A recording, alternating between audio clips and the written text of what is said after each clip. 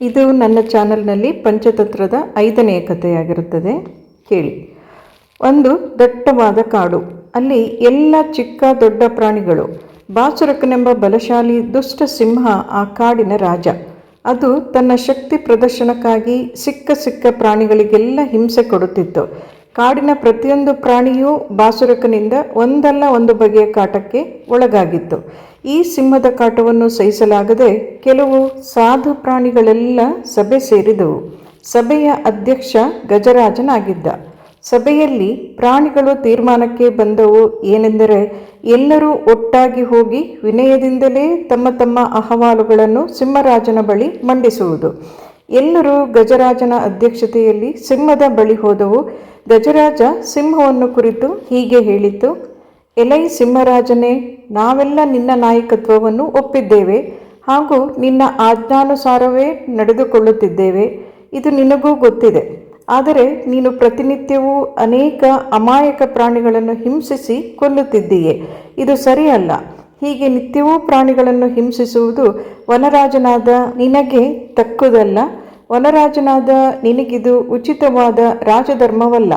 ನಮ್ಮಂತಹ ಸತ್ಪ್ರಜೆಗಳನ್ನು ಧರ್ಮ ಮಾರ್ಗದಲ್ಲಿ ನೀನು ರಕ್ಷಿಸಿದರೆ ನಿನಗೆ ಸ್ವರ್ಗ ಪ್ರಾಪ್ತಿಯಾಗುವುದು. ಅನ್ಯಾಯವಾಗಿ ನಿನ್ನ ಪ್ರಜೆಗಳನ್ನು ಪೀಡಿಸಿದರೆ ನಿನಗೆ ಅಪಕೀರ್ತಿ ಬರುವುದು. ಅದರ ಜೊತೆಗೆ ಕಾಡಿನ ಧರ್ಮವೂ ನಾಶವಾಗುವುದು. ಗೋಪಾಲಕನು ಹಸುಗಳಿಗೆ ತಿಂಡಿ ತೀರ್ಥ ಕೊಟ್ಟು ಪ್ರೀತಿಯಿಂದ ಕಾಪಾಡಿದರೆ ಅವು ಸಮೃದ್ಧಿಯಾಗಿ ಹಾಲು ಕೊಡುವವು. ಹಾಗೆಯೇ ನೀನು ನಿನ್ನ ಪ್ರಜೆಗಳಾದ ನಮ್ಮನ್ನು ವೃಥಾ ಹಿಂಸಿಸದೆ ನ್ಯಾಯವಾದ ಮತ್ತು ಧರ್ಮ ಮಾರ್ಗದಲ್ಲಿ ಕಾಪಾಡಬೇಕು. ನಾವೆಲ್ಲರೂ ನಿನ್ನಲ್ಲಿ ಭಿನ್ನವಿಸಿಕೊಳ್ಳಲೆಂದು ಇಲ್ಲಿಗೆ ಬಂದಿರುವೆವು. ನೀನು ನಮ್ಮ ಪ್ರೀತಿ ವಿಶ್ವಾಸ ಸಂಪಾದಿಸಿಕೊಂಡರೆ ನಾವೇ ನಿನಗೆ ಆಹಾರ ಸರಬರಾಜು ಮಾಡುವ ವ್ಯವಸ್ಥೆ ಮಾಡುವೆವು. ಇದಕ್ಕೆ ನೀನು ಒಪ್ಪಿಕೊಳ್ಳಬೇಕು. ಗಜರಾಜನ ನಯ ವಿನಯದ ಮಾತುಗಳು ಸಿಂಹರಾಜ ಬಾಸುರಕನಿಗೆ ತುಂಬ ಹಿಡಿಸಿತು. ಅದು ಹೇಳುವುದು ನ್ಯಾಯವಾಗಿದೆ ಎಂದು ಅದರ ಮನಸ್ಸಿಗೆ ಅರಿವಾಯಿತು. ಹೇಳಿತು: ಎಲೆ ಗಜರಾಜನೇ, ನೀನು ಹೇಳಿದ್ದು ನ್ಯಾಯವಾಗಿದೆ ಎಂದು ನನ್ನ ಮನಸ್ಸಿಗೆ ಗೋಚರವಾಗಿದೆ. ನಾನು ನಿಮ್ಮ ಅಹವಾಲನ್ನು ಕೇಳುವುದಕ್ಕೆ ಸಿದ್ಧವಿರುವೆನು. ಅದೇನೆಂದು ನೀವು ನಿರ್ಭಯವಾಗಿ ತಿಳಿಸಿ. ನಿಮ್ಮ ಕೋರಿಕೆ ಏನದು ಹೇಳಿ. ಸಿಂಹರಾಜನ ಆಶ್ವಾಸನೆಯನ್ನು ಕೇಳಿದ ಕೂಡಲೇ ಗಜರಾಜನಿಗೆ ಅಪಾರ ಸಂತೋಷವಾಯಿತು. ಅದು ಸಿಂಹವನ್ನು ಕುರಿತು: ಎಲೈ ಬಾಸುರಕ ಸಿಂಹರಾಜನೇ, ನಿನಗೆ ಸಮೃದ್ಧವಾದ ಆಹಾರವನ್ನು ನಾವು ತಪ್ಪದೇ ಕಾಲಕ್ಕೆ ಸರಿಯಾಗಿ ದಿನವೂ ತಂದೊಪ್ಪಿಸುತ್ತೇವೆ. ಇದರಿಂದ ನಿನಗೆ ಕಾಡಿನಲ್ಲಿ ಸುತ್ತಾಡಿ ಪ್ರಾಣಿಗಳನ್ನು ಬೇಟೆಯಾಡುವ ಕಷ್ಟವು ತಪ್ಪಿದಂತಾಗುವುದು. ವೃಥಾ ಪ್ರಾಣಿಗಳನ್ನು ಕೊಲ್ಲುವಂತಹ ದಾರುಣ ಹಿಂಸಾಚಾರವು ತಪ್ಪುವುದು. ನಾವುಗಳೇ ನಿನ್ನ ಊಟಕ್ಕೆ ಸಾಕಾಗುವಷ್ಟು ಯಾವುದಾದರೂ ಒಂದು ಪ್ರಾಣಿಯನ್ನು ತಂದು ಕೊಡುವೆವು. ದಯವಿಟ್ಟು ನಮ್ಮ ಬೇಡಿಕೆಯನ್ನು ಈಡೇರಿಸಿಕೊಡಬೇಕು. ನೀನು ಹೇಳುವುದು ನನ್ನ ಮನಸ್ಸಿಗೆ ಒಪ್ಪಿಗೆ ಆಯಿತು ಗಜರಾಜ. ಆದರೊಂದು ಷರತ್ತು ನಿನಗೆ ಹೇಳಿಬಿಡುವೆ ಎಂದಿತ್ತು. ಅದೇನು ಬಾಸುರಕ ರಾಜ? ಬಾಸುರಕ ಹೇಳಿತು: ಹೇಳುವೆ ಕೇಳು. ನಾಳೆಯಿಂದ ಮಧ್ಯಾಹ್ನದ ಹೊತ್ತಿಗೆ ಸರಿಯಾಗಿ ನೀವು ರಾಜೋಚಿತವಾದ ಭೂರಿ ಭೋಜನವನ್ನು ನನಗೆ ತಪ್ಪದೇ ಕಳಿಸಬೇಕು. ಗಜರಾಜನಾದ ನೀನು ಈ ಏರ್ಪಾಡಿಗೆ ಸ್ವಲ್ಪವೂ ಲೋಪ ಉಂಟಾಗದಂತೆ ಎಲ್ಲ ವ್ಯವಸ್ಥೆ ಮುಂಚಿತವಾಗಿ ಮಾಡಿರಬೇಕು. ತಿಳಿಯಿತೆ? ಒಂದು ವೇಳೆ ನನಗೆ ಹೊತ್ತಿಗೆ ಸರಿಯಾಗಿ ನೀನು ಊಟಕ್ಕೆ ಕಳಿಸದೇ ಇದ್ದರೆ ನನಗೆ ಕೋಪ ಬರುವುದು. ಆಗ ನಾನೇ ನಿಮ್ಮ ಕಾಡಿಗೆ ನುಗ್ಗಿ ಧ್ವಂಸ ಮಾಡುವೆ. ಗಜರಾಜ ಹೇಳಿತು: ತಿಳಿಯಿತು ಮಹಾರಾಜ, ನಿನ್ನ ಷರತ್ತಿನ ಪ್ರಕಾರವೇ ನಾವು ನಡೆದುಕೊಳ್ಳುತ್ತೇವೆ ಎಂದಾಗ, ಸರಿ, ಹಾಗಾದರೆ ನೀನಿನ್ನು ಹೊರಡಬಹುದು ಎಂದು ಸಿಂಹ ಬೀಳ್ಕೊಟ್ಟಿತು. ಗಜರಾಜನು ತನ್ನ ಸೊಂಡಿಲನ್ನು ಮೇಲಕ್ಕೆತ್ತಿ ಸಿಂಹರಾಜನಿಗೆ ಮನಪೂರ್ವಕವಾಗಿ ಗೌರವವನ್ನು ಸೂಚಿಸಿ ತನ್ನ ಬಿಡಾರಕ್ಕೆ ಹೊರಟಿತು. ಅಂದಿನಿಂದ ಪ್ರತಿದಿನವೂ ಯಾವುದಾದರೊಂದು ಪ್ರಾಣಿಯನ್ನು ಸಿಂಹನ ಆಹಾರವಾಗಿ ಕಳಿಸಬೇಕು ಎಂಬ ಒಪ್ಪಂದವನ್ನು ಮಾಡಿಕೊಂಡು ಗಜರಾಜನ ಆಯ್ಕೆಯ ಪ್ರಕಾರ ಯಾವುದಾದರೊಂದು ಪ್ರಾಣಿ ಸ್ವ ಇಚ್ಛೆಯಿಂದ ಸಿಂಹನ ಬಳಿ ಹೋಗುತ್ತಿತ್ತು. ಉಳಿದ ಪ್ರಾಣಿಗಳು ಸ್ವತಂತ್ರವಾಗಿ ಜೀವಿಸಬಲ್ಲವಾಗಿದ್ದವು. ಹೀಗಿರುವಾಗ ಒಂದು ದಿನ ಪುಟಾಣಿ ಮೊಲದ ಸರದಿಯಾಗಿತ್ತು ಸಿಂಹನ ಬಳಿ ಹೋಗುವುದು. ಹೆಸರು ದೀರ್ಘಕರ್ಣ. ನೋಡಲು ಸಣ್ಣಕ್ಕಿದ್ದರೂ ಬುದ್ಧಿಶಕ್ತಿಯಲ್ಲಿ ಪ್ರಚಂಡ. ಬಹಳ ಬುದ್ಧಿಶಾಲಿಯೂ ಯುಕ್ತಿಯುಳ್ಳದ್ದು ಆಗಿತ್ತು ಆ ಮೊಲ. ಅಂದು ಸಿಂಹನ ಬಾಯಿಗೆ ತಾನು ಆಹಾರವಾಗಬೇಕಾದಾಗ ಬಹಳ ದುಃಖವಾಗುತ್ತಿತ್ತು. ಅಯ್ಯೋ ದುರ್ವಿಧಿಯೇ, ಈಗ ನಾನೇನು ಮಾಡಲಿ ಎಂದು ಚಿಂತಿಸುತ್ತಾ ಈ ದಿನ ನನಗೆ ಬಂದಿರುವ ಈ ಮೃತ್ಯು ಭಯವನ್ನು ತಪ್ಪಿಸಿಕೊಳ್ಳುವುದಕ್ಕೆ ಏನಾದರೂ ಒಂದು ಉಪಾಯ ಮಾಡಲೇಬೇಕೀಗ. ಪ್ರತಿದಿನವೂ ಅನ್ಯಾಯವಾಗಿ ನನ್ನಂತಹ ಅನೇಕ ನಿರುಪದ್ರವಿ ಪ್ರಾಣಿಗಳನ್ನು ಕೊಂದು ತಿಂದು ತೇಗುತ್ತಿರುವ ಈ ಸಿಂಹವನ್ನು ನಾನೇ ಈ ದಿನ ಸಂಹರಿಸಿಬಿಡಬೇಕು. ಇದರಿಂದ ಎಲ್ಲರಿಗೂ ಸಂತೋಷವಾಗುವುದು ಹಾಗೂ ಬಂದಿರುವ ಆಪತ್ತಿನಿಂದ ನಾನು ತಪ್ಪಿಸಿಕೊಳ್ಳಬಹುದು. ಆದರೆ ಹೇಗೆ?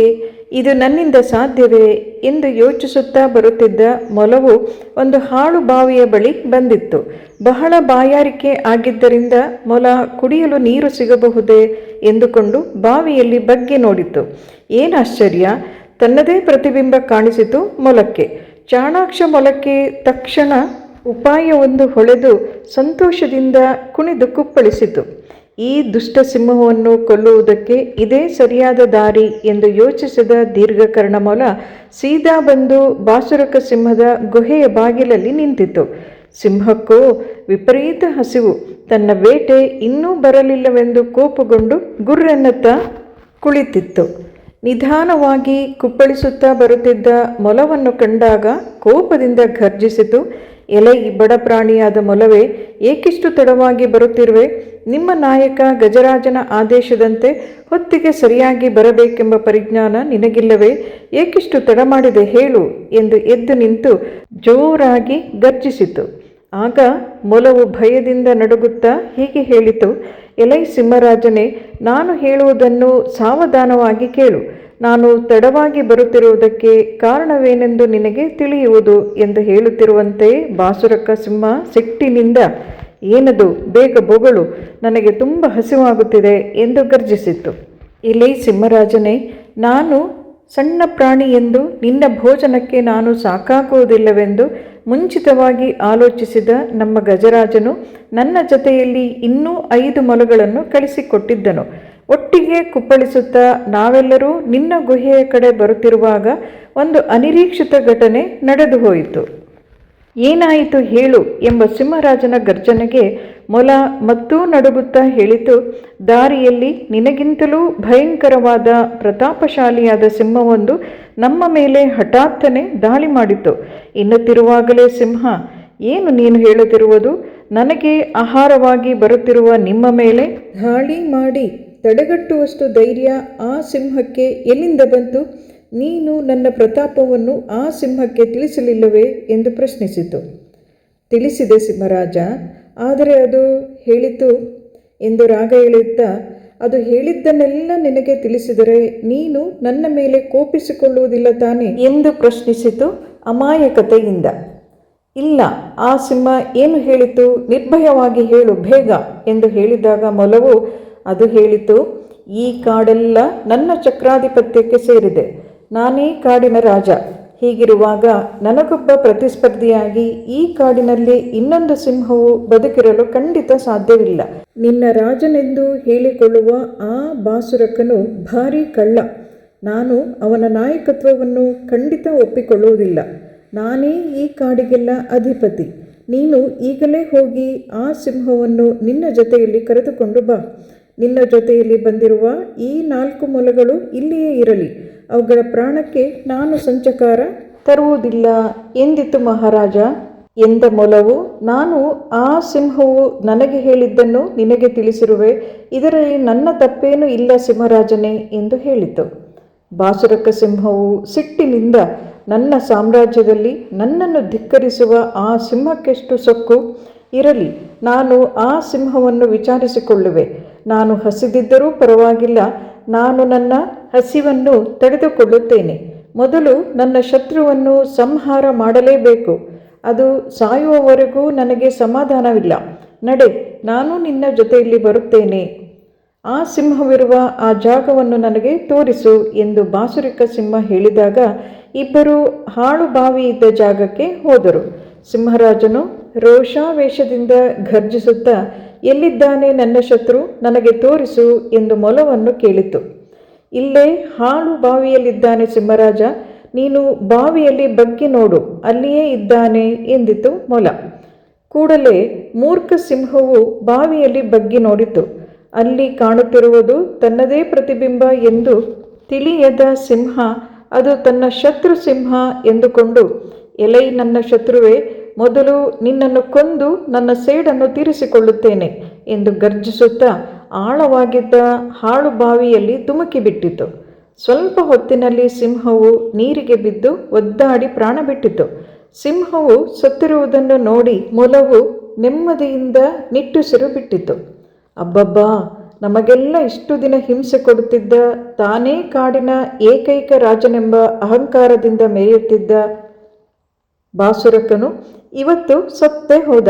ಇನ್ನು ನಾವೆಲ್ಲರೂ ಅದರ ಕಾಟವಿಲ್ಲದೆ ನೆಮ್ಮದಿಯಿಂದ ಬದುಕಬಹುದು. ದುಷ್ಟ ಸಿಂಹ ಸತ್ತ ಸುದ್ದಿಯನ್ನು ನನ್ನ ಸ್ನೇಹಿತರಿಗೆಲ್ಲ ಮೊದಲು ತಿಳಿಸಬೇಕು, ಅವರಿಗೆಲ್ಲ ಸಂತೋಷವಾಗುವುದು ಎಂದು ಯೋಚಿಸಿಕೊಂಡು ಮೊಲವು ತನ್ನ ಗೂಡಿಗೆ ತೆರಳಿತು.